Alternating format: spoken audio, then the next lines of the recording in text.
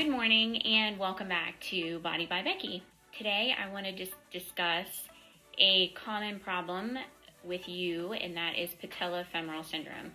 Patellofemoral syndrome is when your inner quad gets weak, the one on the inside. So we have 4 quads that make up your quadricep group, but that inner quad, it's called your VMO or your vastus medialis obliquus.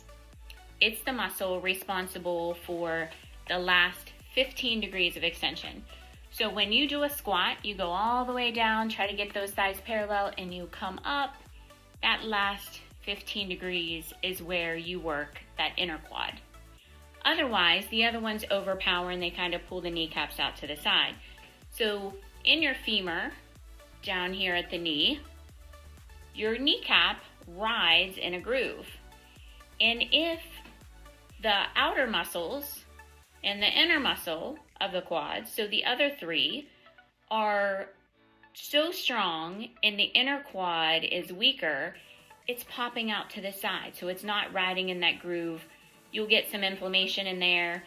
And in addition, you'll have crunchy knees. You'll have pain when you get up after sitting. If you're walking up and down steps or walking up or down a grade, an incline, you'll get pain with that. So the way to strengthen that is you have to work that last 15 degrees of extension. And then I'm going to educate some squat form so that we know that proper form of a squat.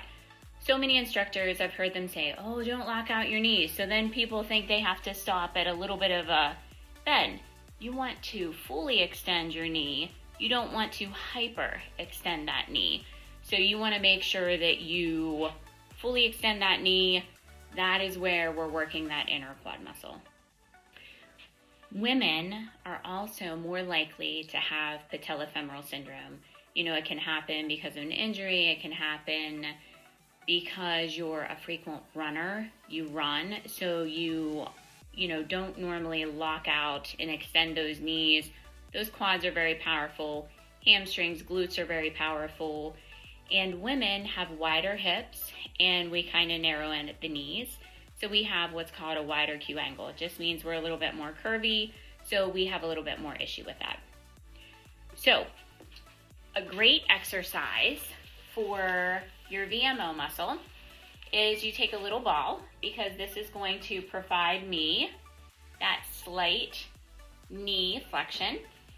A nice little weight. I have a very small one here, but you want to build up until you have, I would say, a good 10 pounds for that knee extension.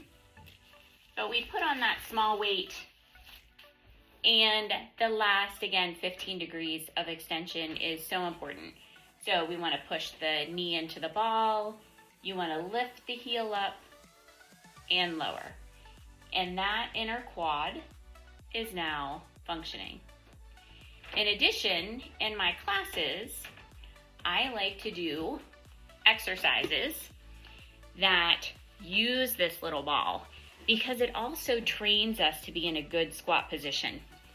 If we're out in a squat position like this, you are unengaging your core, unengaging your pelvic floor, and when you have those knees out, so the sumo squat, it's out. The sumo squat pushes those knees out, you have those toes out, and it pushes our organs downward and in an outward position. We want to hold things up nice and tight, so a good tight core. So this little ball provides a little bit of extra stability, keeps the feet shoulder width apart, where we could do a good squat. And focusing in on that extension, you can see me from the side. Whenever I do that squat, I squat down, and full extension whenever I come up, making sure to engage everything: core, glutes, quads. And another form of the squat is actually using a weight rack, and we can use the barbell. You can load plates on the side to make it just a little bit heavier. But again, that proper form is so important. So this part here is curved. You don't want to, which I like to use some kind of a padding to protect the spine, but we're not placing this against the neck anyway. We want to make sure that we have that kind of down on those shoulder blades. We don't want to put too much pressure on the spine in any way, and we want to use enough weight so that we're benefiting and we're strengthening those legs. So you kind of get it positioned, again, not against that neck. You're going to take the hands out to the side, make sure those wrists are not kinked. That's a common problem just starting out. Elbows down, wrist nice and straight with that forearm, and you're going to step up into it, step back, and you're ready to perform that squat. You want to make sure that your toes are even, making sure that one foot isn't out in front of the other. You want to make sure that they're nice and even. Feet are hip width apart, nice and tall, no pressure on that neck, and you're kind of holding it up with those arms. And then we're going to squat. Knees come front, navel in, ribs stay stacked. Squat and lift. Down and lift. The most important part of the squat, which a lot of people forget, is the extension. Or they're nervous that they've been told previously not to, and you can check out the bar on my neck, making sure that it's not pressing. It's kind of in between those shoulder blades, almost on that rear delt. You bend those knees and you come up. Knees do not pass those toes. Shoulder width with the feet. Nice and tall as we come up, but we make sure that we extend, because that extension makes sure that we work that VMO, that inner quad muscle that we spoke about a little while ago. Another activity that I utilize for the squat is using dumbbells for a squat. I utilize that numerous times in classes. I utilize it a lot with my training clients, because by using the dumbbells versus the barbell, the dumbbells don't put that pressure up on the neck. And I do have some clients that as soon as they get that barbell up there, they kind of round those shoulders and they engage those upper traps. And we want to make sure those are relaxed.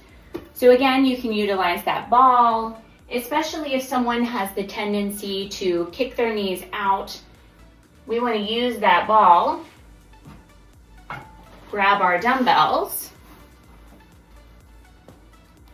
to perform that squat. Nice and tall, toes are front, knees are front, toes are even, and we're going to squat and come back up. Full extension, squeezing in on that ball, because that also helps focus on that inner quad, that VMO, which is just a fancy term for inner quad muscle.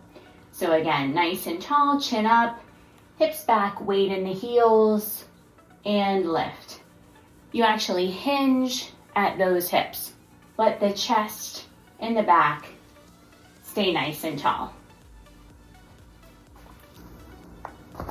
Thank you so much for joining me today again, and hopefully you gained some information out of today's video, and I will see you again soon.